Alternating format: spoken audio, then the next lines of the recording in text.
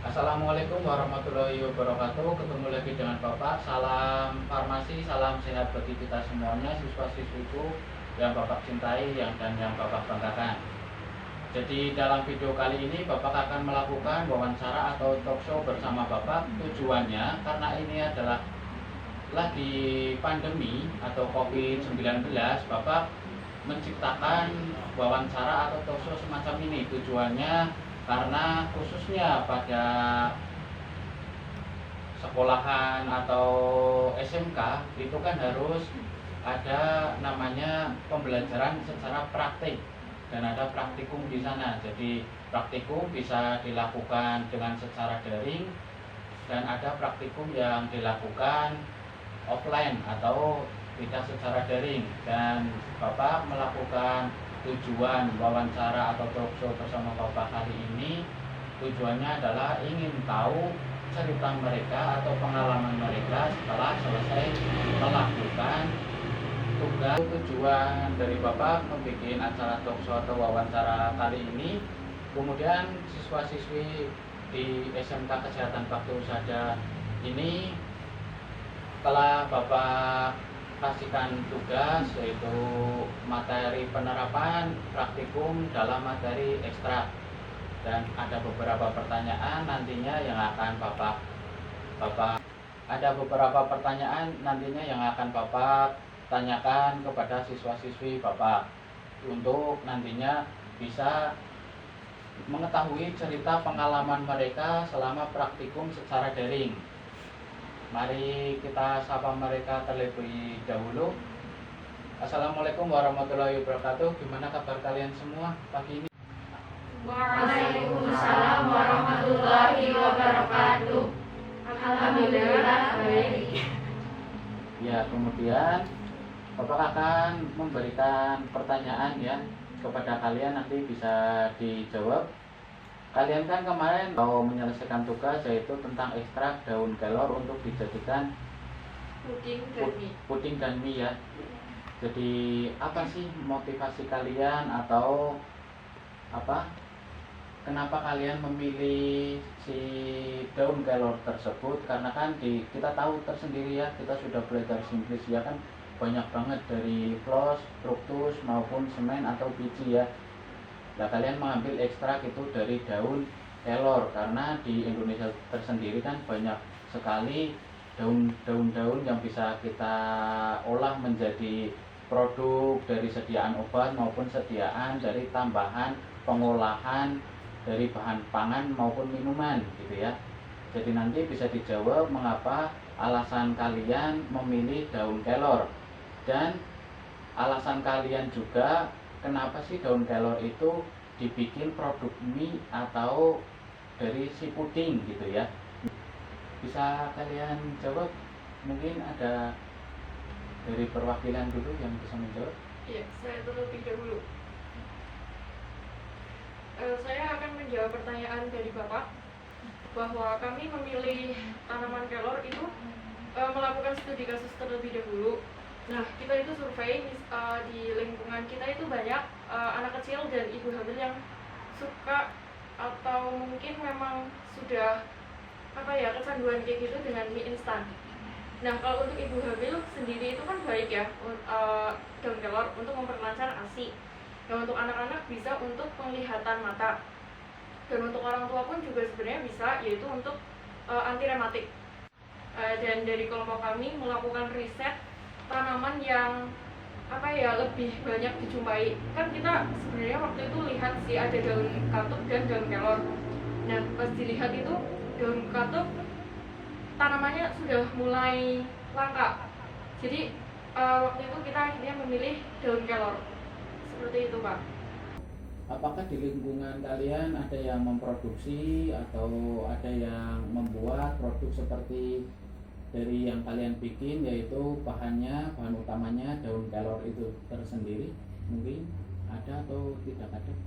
Tidak ada, karena mungkin keterbatasan dalam alat untuk membuat mie, terus karena waktunya juga yang relatif agak lama, terus masyarakat juga menganggap bahwa mie instan itu lebih efektif dan efisien karena masaknya yang praktis, juga waktunya yang singkat dalam membuat mie. Ya, jadi ini kan apa? Kalian karena masih siswa dan siswi gitu ya, masih belajar, ini adalah kesempatan kalian untuk terjun ke masyarakat secara langsung untuk memberikan informasi bahwa ini daun kelor ada manfaatnya yang baik buat kesehatan, dan nanti kalian bisa mencontohkan ke masyarakat secara luas, bisa diolah menjadi produk dari mie atau mungkin menjadikan puding gitu ya, seperti yang kalian contohkan. Nanti bisa cara mengkonsumsi dari simplisia atau sediaan dari si daun kelor tersebut bisa. Kemudian pertanyaan yang selanjutnya, adakah bahan-bahan atau alat-alat yang pada saat kalian membuat produk tersebut mengalami kesulitan dalam mencarinya atau mendapatkannya? Mungkin bisa dijawab. Ya, untuk alat dan bahan kami rasa tidak ada kesulitan ya, karena dari awal kami sudah memikirkan kiranya apa yang akan kita gunakan dan alat itu mudah untuk kita dapatkan gitu. Jadi untuk kesulitannya tidak ada. Jadi nanti pemirsa atau yang melihat video tayangan wawancara talkshow bersama Bapak kali ini nanti bisa, karena ini bahannya sangat mudah dan alat-alatnya sangat mudah didapat dan ada di lingkungan sekitar rumah kita, jadi nanti untuk proses pembuatannya tidak begitu sulit, jadi nanti bisa diterapkan di masyarakat secara luas gitu ya. Kemudian pertanyaan yang selanjutnya adalah, langkah sulit apa sih yang kalian alami selama praktek tersebut, dari langkah awal, kemudian dari langkah persiapan sampai dengan tahap pengemasan tersebut? 3-4 jam. Untuk membuat puding kita memerlukan waktu setengah jam. Sambil menunggu pudingnya itu mengeras, kita sambil membuat mie, kiranya 1 jam dalam membuat mie Sampai dengan akhir atau pengemasan, karena nanti pemirsa bisa yang menonton channel ini, tayangan ini nanti bisa melihat di channel YouTube SMK Kesehatan Bakti Wisada. Nanti bisa kalian unduh dan bisa kalian contoh proses dari awal sampai akhir membuat daun kelor dari untuk dibuat mie dan pudingnya tersebut. Untuk puding yang ukuran kecil, 1 cupnya 2.000 dan jadi 7 cup, jadi harganya 14.000. Dan untuk yang puding ukuran besar harganya 2.500 menjadi 8 cup, yaitu jumlah harganya 20.000. Untuk mie 1 cup yang berukuran 60 gram harganya 4.000 dan ada 9 cup jadi 36.000. Untuk total keseluruhan 70.000.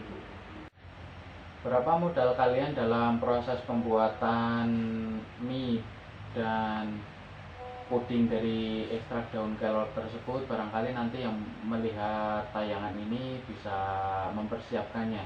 Mungkin bisa langsung dijawab. Jadi modal yang kami gunakan itu sejumlah 28.000 dari total keseluruhan bahan seperti tepung terigu, telur, bahan agar-agar, gula pasir, dan gas LPG.